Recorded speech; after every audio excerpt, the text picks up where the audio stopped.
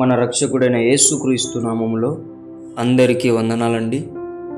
ఈరోజు దేవుని మాటలు రోమీలకు రాసిన పత్రిక 8వ అధ్యాయము 12వ వచనము. కాబట్టి సహోదరులారా, శరీరానుసారముగా ప్రవర్తించుటకు మనము శరీరమునకు రుణస్థులము కాము.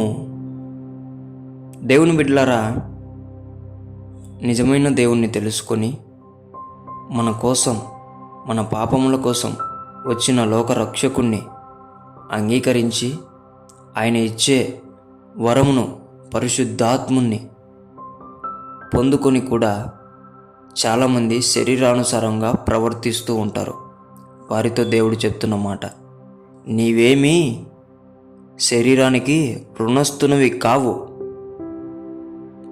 శరీరం చెప్పినదల్లా చేసుకుంటూ పోవడానికి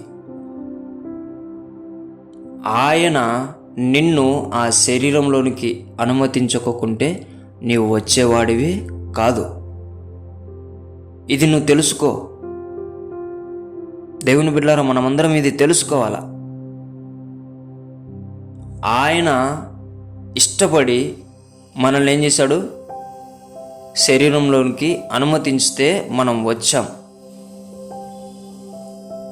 పంపించిన ఆయనను మర్చిపోయి ఏదో మనము ఉంటున్నామని చెప్పేసి ఈ శరీరము ఎలా పడితే అలా చెప్తున్నప్పుడల్లా విని దేవునికి దూరం అవుతూ ఉంటే ఆయన చూస్తూ ఊరుక ఉండలేడు. అందుకే ఈరోజు నీతో మాట్లాడుతున్నాడు.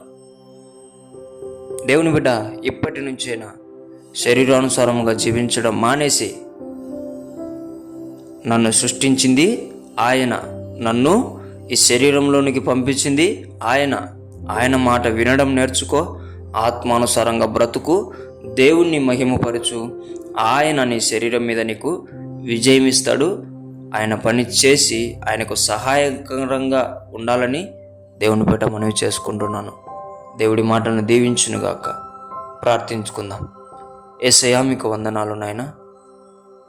తండ్రి, తెలియనప్పుడు శరీరసారంగా బ్రతికి ఈరోజు నిన్ను తెలుసుకొని, నిన్ను అంగీకరించి, నీవిచ్చిన వరం పొందుకొని కూడా శరీరానుసారంగా బ్రతుకుతున్న బిడ్డలు ఎంతోమంది ఉంటున్నారు ప్రభువా. వారందరితో నువ్వు మాట్లాడినందుకై నీకు వందనాలు నాయనా. నీ బిడ్డలందరినీ ప్రభువా యేసు నామములో శరీరానుసారంగా ప్రవర్తించే ప్రతి బిడ్డను నీవు విడిపించమని, ప్రతి ఒక్కరిని అనా తండ్రి ఆత్మానుసారంగా నీవు తయారు చేయమని యేసు నామములో ప్రార్థిస్తున్నాం తండ్రి. ఆమెన్.